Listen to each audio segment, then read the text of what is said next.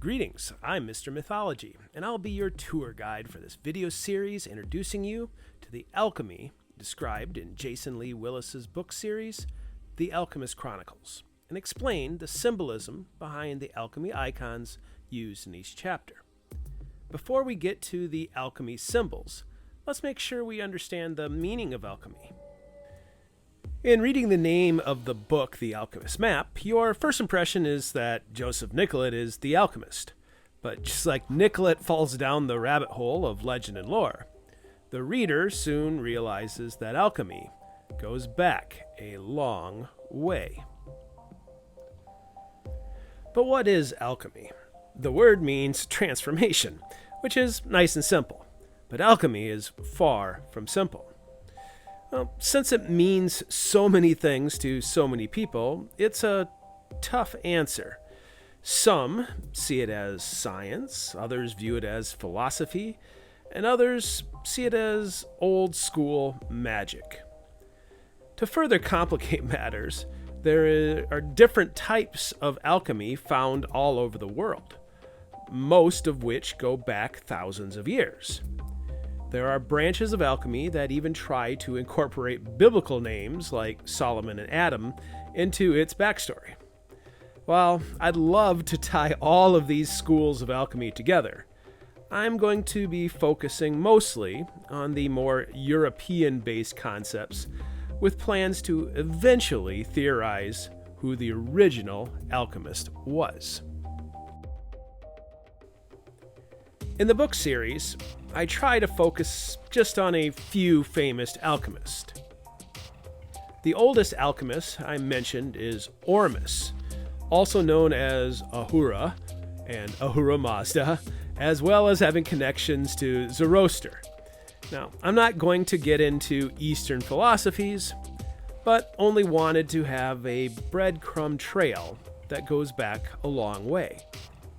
Ormus not only is a name, but it is also an old word to describe the byproduct of a chemical reaction. In other words, Ormus was vitriol before there was vitriol.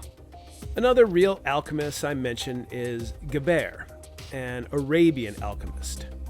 The reason I liked him is because many of the star names we use today are from Arabian astronomers, which led me back to the 7 star names for the Big Dipper, especially the Loin of the Beast, or Merik. We'll get back to that name.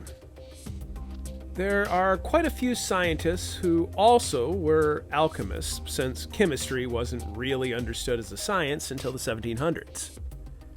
Isaac Newton, Robert Boyle, John Dee, Christian Rosenkreutz, and Nicholas Flamel were real men who not only studied alchemy, but also tried to understand the ancient mystery and meaning of the Philosopher's Stone.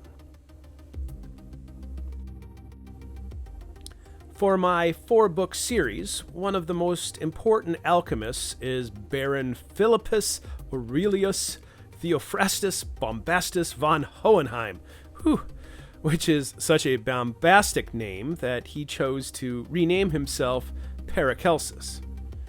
Now, this guy is also a real scientist and real alchemist, which is why he is considered the father of toxicology, the guy who discovered zinc, and the dude who coined the basic concepts of alchemy.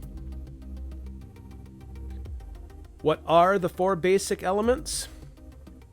Paracelsus dubbed them Undine for water, Gnome for earth, Sylph for air, and Salamander for fire.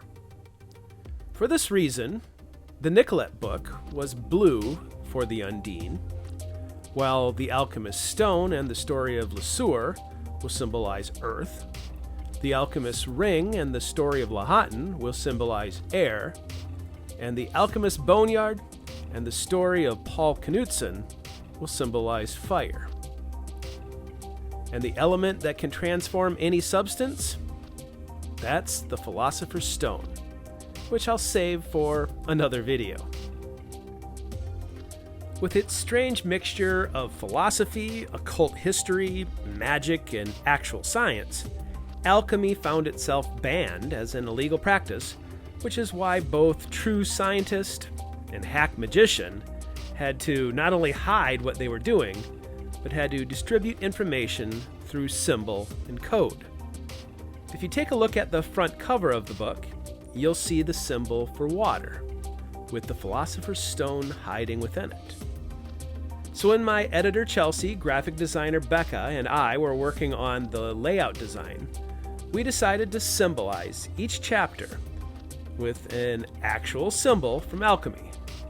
So look for other videos that'll explain the story behind these unique symbols. So if you'd like to pick up a copy of the Alchemist map, you can order today from Fox Point Publishing, or if you'd like your copy signed by the author, you can order directly from his website.